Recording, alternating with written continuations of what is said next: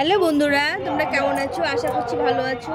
তো আজকে দেখাচ্ছি, দেখো এটা হচ্ছে একটা জৈব সার, যেটা হচ্ছে লিকুইড জৈব সার। এর মধ্যে অনেক সবজির চোচা আছে, ডিমের খোসা, এগুলো সব দিয়ে ভিজিয়ে রেখেছিলাম। এটা গাছের জন্য খুব সুন্দর একটা খাবার।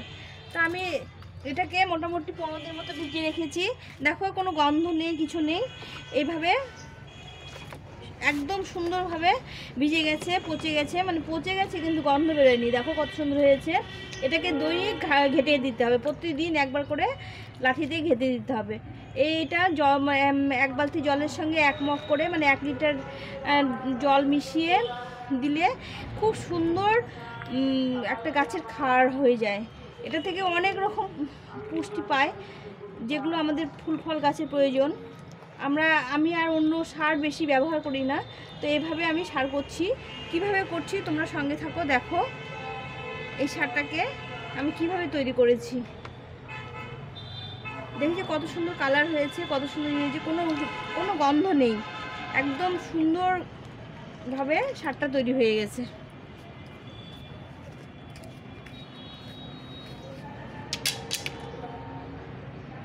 তো আমি এখানে 1 বালতি জল নিয়েছি। 1 বালতি জলে এই 1 মগ মানে 1 লিটার এই তরল সারটা এর মধ্যে দিয়ে দেবো, দিয়ে প্রত্যেকটা গাছে দিয়ে দেবো।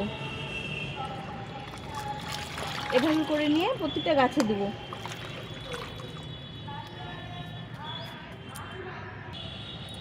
এই জলটা এখন প্রত্যেকটা গাছে দিয়ে দেবো। এই দেখি এখানে জারবেরা গাছ লাগিয়েছি, এটা ফুল চলে এসছে, ছোটো ছোটো ফুল এই যে কুড়িয়ে চলে এসছে। এই পিটুনিয়া গাছগুলো, তো এইভাবে সব গাছে এই জলটা আমি দিয়ে দেবো। এই গাছগুলো রোদ পেয়ে একদম ঝিমিয়ে গেছে। এই গাছগুলো দেখো কত ডেভেলপ হয়েছে, কত সুন্দর হয়েছে পিটুনিয়া গাছগুলো। আমি এই খাওয়াটা ফুল ফল সবজি সব গাছে দিই, শুধু প্লেন জল দিই না। এভাবে করে সব গাছগুলোতে আমি এই জলটা সপ্তাহে 1 দিন করে দিয়ে দিই। এখন ঠান্ডার সময় একটু টাইম লাগে জলটা তৈরি হতে। গরমের দিন মোটামুটি 2-3 দিনের মধ্যে এটা পচে গিয়ে সুন্দর সার হয়। দেখো আমার ইনকা গাঁদা গাছ ভর্তি ভর্তি ফুল চলে এসে। এইভাবে 1 সপ্তাহ দিই, পরের সপ্তাহে সর্ষের খোল ভিজানো জল দিই, তারপরে গোবর ভিজিয়ে রাখি, শুকনো গোবর ভিজিয়ে জল, এইভাবে আমি লিকুইড খারগুলো দিই গাছে। তো আজকে সারটা কেমনভাবে তৈরি করেছি তোমাদের সঙ্গে শেয়ার করছি। তো বন্ধুরা, এখন শীতের সময় বিভিন্ন রকমের সবজি আমরা খাই, ব্যবহার করি। তো সেই সবজিগুলোর খোসাগুলো, যেরকম এই যে মটরশুঁটি খোসা, বাঁধাকপির খোসা, ফুলকপির খোসা, বেগুনের খোসা, পেঁয়াজকলির খোসা, বিভিন্ন রকমের সবজির খোসাগুলো আমরা এইভাবে রেখে, তারপরে এখানে দেখো কতগুলো শাকের খোসা আছে, তারপরে এগুলো সব খোসা যত আছে।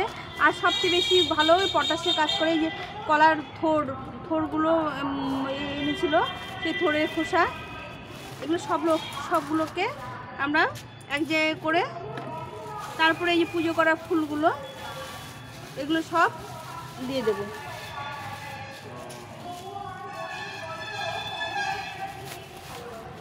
এই থেকে খুব ভালো লিকুইড সার হয়, একদম সুন্দর লিকুইড সার হয়।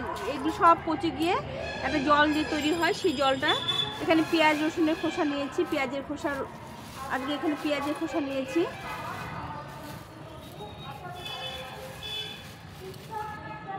এর সঙ্গে নিয়েছি এই ডিমগুলো খাওয়ার পরে, এটা কাঁচা ডিম, এগুলো ধুয়ে রেখেছিলাম, এগুলো সব এর মধ্যে দিয়ে দিলাম। দিয়ে এর উপরে কিছুটা খোল, এই খোল টুকরো টুকরো করে দিয়ে দিব এগুলো এর মধ্যে। এখন শীতের সময় এই সারটা খুব কাজে লাগে, গরমের সময়ও লাগে, গাছ ঠান্ডা রাখে। এখন এভাবে দিয়ে এই চাপাতি, চা খেয়ে চাটা ধুয়ে রেখেছিলাম, সেই চাপাতি 1 মুঠো দিয়ে দেবো। এর সঙ্গে দেবো কিছুটা ভার্মি কম্পোস্ট। এই সবগুলো একসঙ্গে করে দিয়েছি।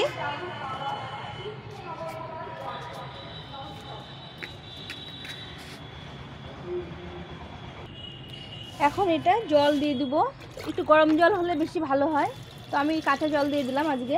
কাঁচা জল দিয়ে এইটাকে ভর্তি করে রেখে দেবো। এটা আস্তে আস্তে সবজিগুলো পচে রসগুলো বেরিয়ে যাবে, খোলগুলো পচে যাবে, আর সব যত আছে সবগুলো পচে গিয়ে এটা একটা সুন্দর খাবার তৈরি হয়ে যাবে। এভাবে করে তোমরা করতে পারো, এর মধ্যে সব কিছু পাবে। খোল দিয়েছি, চা পাতা দিয়েছি, পেঁয়াজের খোসা, ফুল, যত সবজি খোসা, এগুলো সব পচে গিয়ে একটা লিকুইড সার, সুন্দর সার হবে, যে সারটা তোমাদেরকে দেখালাম। তো এইভাবে সার করলে পারে গাছের এখন তরল সার খুব ভালোভাবে এটা তরল সার তৈরি হয়ে যায়। তো আজকে আমি এইভাবে তোমাদের সঙ্গে শেয়ার করলাম। এটাকে মাঝে মাঝে খালি একটু যখন নরম হয়ে যাবে শুধু প্রতিদিন একটা লাঠি দিয়ে ঘেঁটে দিতে হবে। ঘেঁটে দিলে এটা আস্তে আস্তে পচে গিয়ে সুন্দর একটা সার হবে। এর মধ্যে সব কিছু নাইট্রোজেন, পটাশ সব কিছু থাকলো এর মধ্যে, যেটা কোনো অভাব হবে না কোনো কিছু। সব দিয়ে জলটা তৈরি হবে। তারপরে জলটা ছেঁকে নিয়ে যে সবজি খোসাগুলো থাকবে সেগুলো আবার জৈব সার হিসাবে ব্যবহার করা যাবে। মাটির মধ্যে রেখে জৈব সার হিসেবে ব্যবহার করা যাবে। এইভাবে তোমরা খুব সুন্দরভাবে লিকুইড জৈব সার তৈরি করতে পারো, যেটা গাছের জন্য খুব ভালো খাবার, খুবই ভালো খাবার। আমি তো এইভাবে করে গাছের খাবারগুলো দিই, তো আমার গাছগুলো ভালো ফুল ফল দিচ্ছে এখন। তো আজকে তোমাদের সঙ্গে শেয়ার করলাম। তোমাদের যদি ভিডিওটা ভালো লেগে থাকে তাহলে আমার পাশে থেকো, আর আমাকে সাবস্ক্রাইব করে, চ্যানেলটাকে সাবস্ক্রাইব করে পাশে থেকো। আর যদি কিছু ভুল হয় সেগুলো তোমরা কমেন্ট করে জানিয়ে দিও, আমি সেগুলো শোধরানোর চেষ্টা করব। এইভাবে সার করলে পরে খুব ভালো একটা সার তৈরি হয়, যে সারটা আমরা সব গাছে ব্যবহার করতে পারি। তা আজকে আমি এই সারটা করানো তোমাদের সঙ্গে শেয়ার করলাম।